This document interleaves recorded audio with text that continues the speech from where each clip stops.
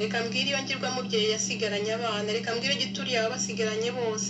Yariyoberanije ati ndi umubyeyi abasakuma bose abinjizamo wiwe.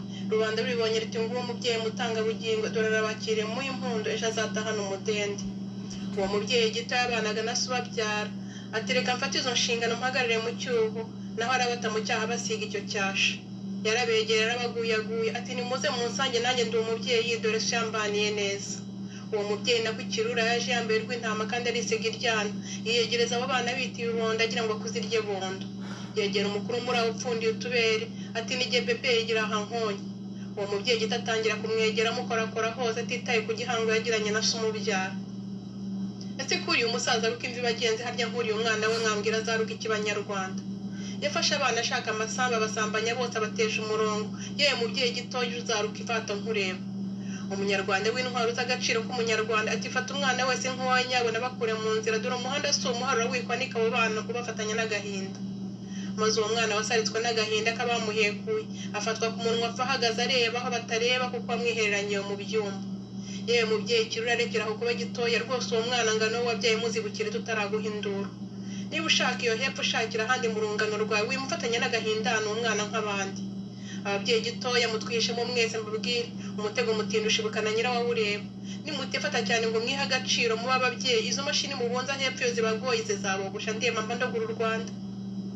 Uwo mubyeyi gito yabonye amugize intere ati nta wambonye reka niyongeze na kare umuntu uriye ndabona nawe yapfundiye utubere, maze abanyuramo bose yivuga cyane.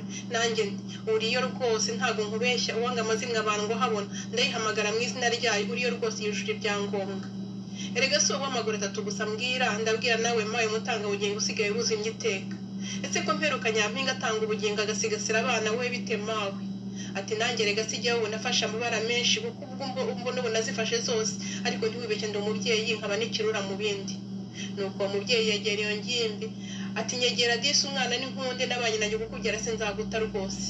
Nuko iyo mfubyi iti ndatabaye mbonye umubyeyi nahugiye mu rwobo. Yafashe iyo ngimbi ayihaza ko ku mugongo w'ingona yinagurira ku wayo ati mpega sinakubyaye. Ayifatanya n'ubupfubyi n'amaganya y'iminsi ati ngwino upfubure nupfa nzagupfunya rubanda ntiruzamenye ibyawe upfa kunzimya irya none. Yarakomeje aho kuyihaza ibiyicira isari mu nda akomeza kuyihaza ku kabuye kabaga batitaye ku myaka, ariko umubyeyi uri ikirura. Maze abo bana twabona bacecetse tuti nguwo umubyeyi wumviye Imana atabara izo mfubyi arerera u Rwanda. Ni ukuri nta mwana ukirara rwa ntambi kandi bose bameze neza kuko babonye imiryango. Naho uwo mwana yazabiranijwe n'agahinda ko kubona ubwambure bw'uwo yita umubyeyi kandi ari ikirura mu bindi. Yarakomeje aramurarura cyane ndetse arenga n'imbago cyane asakuma n'abandi, none u Rwanda rw'ejo rupfuye rwo baseka yemwe. Nimuze twese nk'abitsamuye duhagurukire rimwe twese turwanye ibyo birura byigize intama, turwanye utwo ducurama tw'ababyeyi tutaratumara ku rubyaro. Cyo nimuze duhagurukire rimwe twese turengera iyo mfubyi yagizwe kizimyamwoto ikajugunywa mu waka umwana n'inkundi. Erega yiwe mwana wagizwe umupfubuzi ugahabwa ibiyobyabwenge n'aba babyeyi gitoya ukaba ubaye uruberwa ka rubanda. Humura haracyari ibyiringiro by'ahazaza, shira impumu utere ijwi hejuru u Rwanda rwiyemeje kukurinda. Nawe mwari wahinduwe umwaga wongera uhumeke witse cyane turagukunda. Shira ubwoba uzibukire gituriya arike kukugira igikoresho uri umwana w'u Rwanda tuzakumva.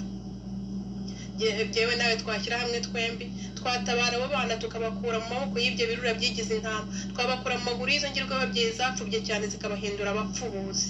Nitwa Jeanne Umunezero.